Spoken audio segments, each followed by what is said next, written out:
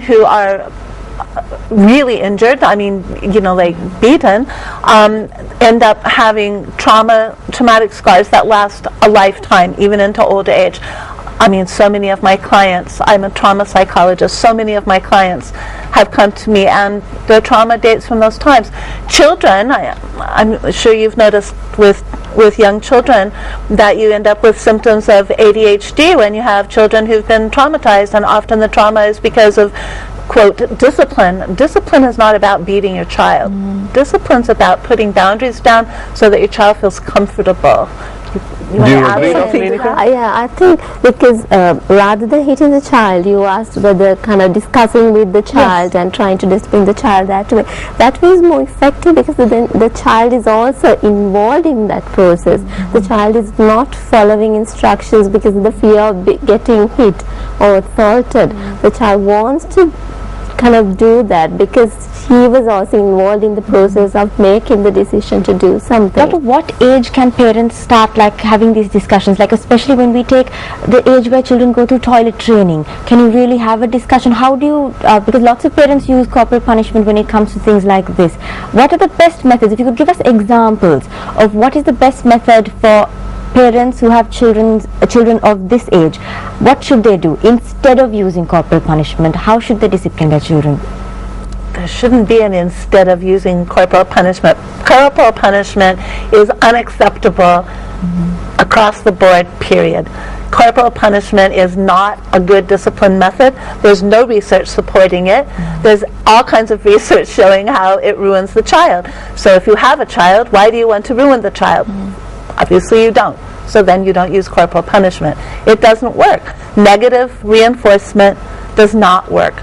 Positive reinforcement works. So what you do, I don't know, in America we give jelly beans or whatever, but you may not support bribery, but at any rate, I gave jelly beans, and of course now my child likes sugar, what to do? But yeah, giving strokes for that, being able to say, I'm so proud of you, look what you did. I know a child that I had to deal with in terms of counseling, who at 2.5 years old, mother was potty training, and mother was one of those people whose hair never went out of place and her fingernails, polished, never chipped. Yeah, she walked in and the child pooped in the bathtub, and the mother just freaked out. I mean, she did not react well. And do you know that child for the next year would not poop, and he had to go to the hospital every 5 days and have it manually removed at the hospital by a doctor. So is this what we want to do to the child? No, how much easier to simply use positive reinforcement. And that incident was traumatic for a 2.5-year-old child. Extremely traumatic. He would, if you even suggested to the child, let's go potty, the child would just scream and shake, whole body shaking. You can't possibly think that that's good, good parenting. It's not good parenting. It doesn't work. All right, Doctor, on that note, we've got one more video which we'd like to show. I'm sure doctors would have an opinion, lot of opinion on that as well. So let's check it out. It's about how to stop a child from screaming while shopping. So check it out. How to deal with a screaming child while shopping. Does your kid have frequent tantrums at the supermarket? Here's how to take back control without losing your cool. You will need advanced planning, a cool head, and self-control. Take your child for a medical checkup if their tantrums are increasing and involves restless sleep, tummy aches, and headaches. Step 1. Reduce the chance of your child having an outburst by making sure they are well fed and rested. Step 2. Set a good example by controlling your own temper, or you will send the message that angry outbursts are okay. Step 3. Set expectations beforehand so that children know from the start if they know what they are getting, they are less inclined to outburst. Step 4. Stops a tantrum before they start. Offer a snack. Start a silly game.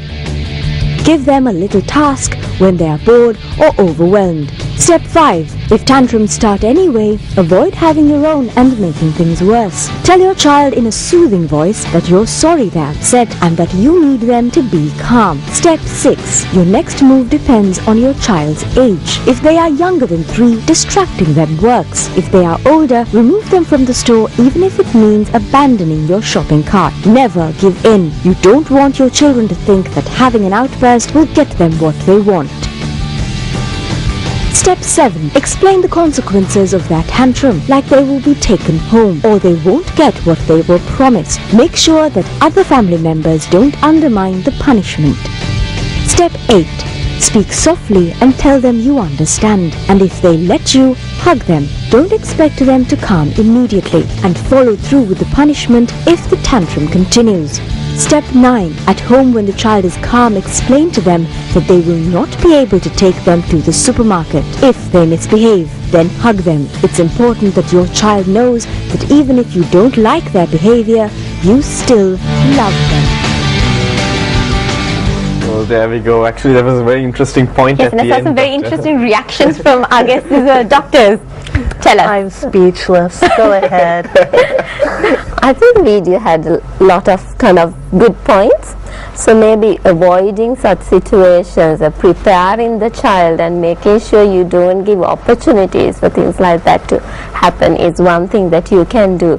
And the other most important thing is like not reinforcing a tantrum so that it kind of continues. If the child learns, okay, when I ask for it, my mother won't give it, but if I cry a little, then I will get it. So you're by giving something when the child cries, you're reinforcing that behavior and making sure that it continues to happen or it happens kind of again and again. So not giving in when the child throws a tantrum is very important to kind of Doctors, I have one question that we saw in the video. Now, this is something that a lot of parents do, because especially new parents, because they don't know how to deal with it. When you have children who have a lot of frequent tantrums, they quickly take them to the physician, your family doctor, or they say, okay, I really don't know what's happening, my child is just screaming. I saw a very interesting reaction from the two of you when we had that part coming on. Please tell us, educate our audience and ask about what that's about and what happens when you do that to a child. Well, first of all, it depends on the age of the child. If you have a 15-year-old who's throwing tantrums in the floor of the supermarket, you should go to the doctor, or you should go to this doctor. However, if you have a 2-year-old who's throwing tantrums, or an 18-month-old, this child is just getting a dawning sense of self. They're just learning that they're separate from their parents, and that they have their own needs and their own wants and a right to them. And it's what Erik Erikson, a developmental theorist, spoke about as autonomy. And so there's this sense then of I need mommy, but I'm independent. So you kind of walk away, but you look back to make sure mommy notices, and then you walk away some more. So you throw temper tantrums because it's very overwhelming trying to think, what do I want? Who am I? You know, when you are mommy, when you're an infant, mommy walks out of the room, you scream because you cease to exist. You know, as far as you're concerned, mommy left, you must have left. But as you get older, that changes. So this is a time when the one problem I had with this video is it seemed they made some really good points, especially the thing about not letting the child become overwhelmed and that kind of thing. But I had a problem with this idea that don't give in to what the child wants. Now, I'm not disagreeing with you at all. I really support what you said, the way you said it. But specific to the video, I felt that the emphasis should not be on, I'm not going to give this child what they want. You need to think about what the child needs. And if the child's exhausted, the child needs a nap. And how many times I've seen children just barely keeping their eyes open, barely holding up their heads, and the mother's, you know, screaming at them and putting her finger in their face, and you're going to get it when you get home, and wait till your father hears about this. When It's not about what the child see. wants, it's what the child needs. All right, doctors, it was really, really nice talking to you. I mean, unfortunately, we've come to the end of the show.